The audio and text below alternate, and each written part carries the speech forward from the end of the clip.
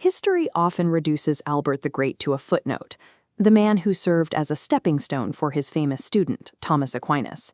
But Albert operated during a period of extreme intellectual reorganization. After centuries of isolation, translations of advanced Greek and Arabic texts arrived in such volume that the existing educational system was entirely overwhelmed. These were highly sophisticated, fully mature writings from the ancient Greeks, demanding immediate integration into the existing Christian worldview. Accompanying these ancient texts were complex and often philosophically divergent commentaries arriving from later Arabic scholars. Albert's true historical value was acting as the vanguard of assimilation. He engineered a method to absorb this overwhelming, contradictory knowledge into a single coherent vision of reality. The central tension Albert faced was structural. He had to reconcile Aristotle's horizontal, physically bound universe with Neoplatonism, a philosophical tradition that viewed reality vertically as a series of mystical emanations flowing down from a single divine source.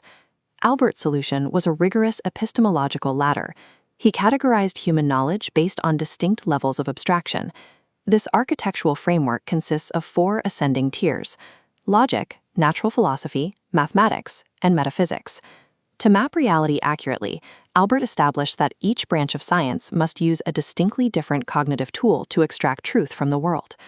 Logic sits at the absolute foundation of Albert's system, acting as the necessary instrument for all subsequent sciences. This diagram illustrates Albert's use of the Avicennian concept of mental existence. This principle states that logic does not study physical objects in the real world, but rather the specific features those objects take on when they enter our intellect, mapping a physical horse into the pure concept of an animal. The human mind abstracts this universal concept to form rational discourse, assigning it structural properties like genus, a broad class of things, and predicate, a property assigned to a subject. But logic has strict limits. While these concepts exist only in the mind, their ultimate truth or falsehood strictly depends on the objective reality of the physical world outside it. Logic serves as the essential rulebook, translating the raw data of the physical world into an actionable architecture of rational thought. With the rules of logic established, we ascend to the first applied tier of Albert's framework, natural philosophy, which encompasses all rational study of the physical world.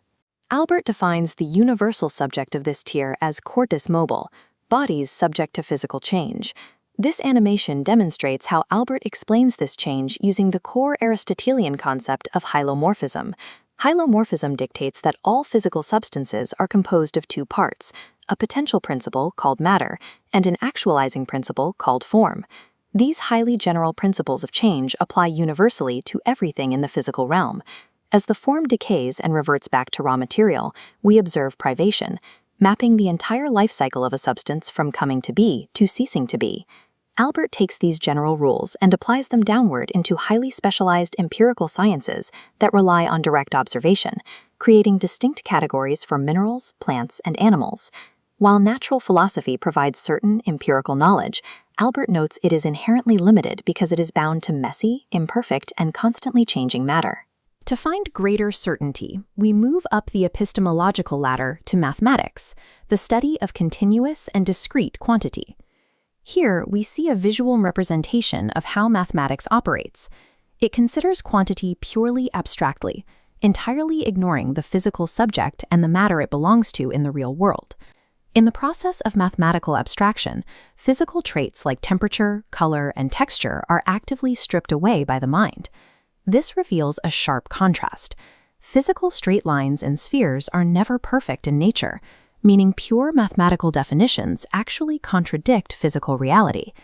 Albert concludes that because perfect forms do not exist in physical matter, the mathematician must rely entirely on human imagination to hold these perfected concepts.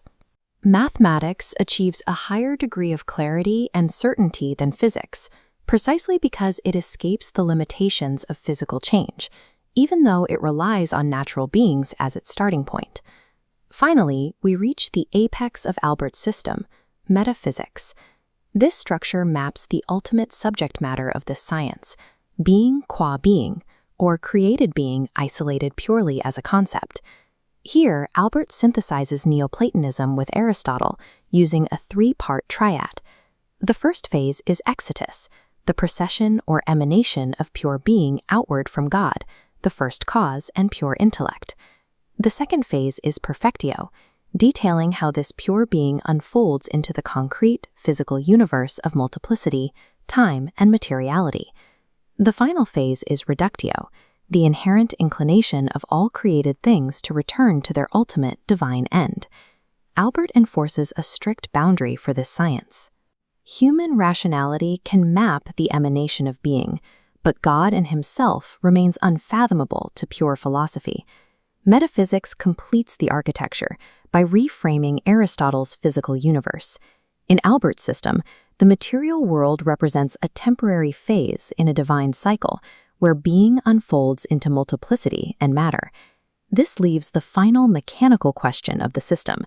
How does a physically bound human actually achieve this metaphysical return, the reductio, to the first cause? Here is Albert's radical, Arabic-influenced concept of human culmination, the intellectus adeptus, or acquired intellect. This illuminating force, the agent intellect, separates pure intelligible forms from physical matter, perfectly conjoining with human understanding and cutting off incoming sensory data. The result is highly controversial. In this state, the human intellect can contemplate ultimate realities and separate substances entirely independently of sense perception or imagination. This explains Albert's intellectualist ethics.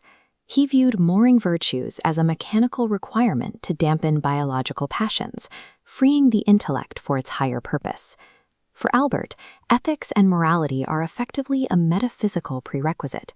You must conquer the physical body before you can participate in the divine intellect. Albert's project was a monumental intellectual feat, achieved under immense pressure. Despite lacking polished systematicity, he successfully merged disparate philosophical traditions into a functional whole. His long-term impact on the West was profound, validating the empirical sciences. This eventually led Pope Pius XII to name him the patron saint of natural scientists in 1941. Today, his physical remains rest in the crypt of St. Andreas in Cologne, a testament to his enduring presence in the intellectual history of Europe. Albert the Great established that the study of the physical world provides the indispensable foundation for understanding all higher truth.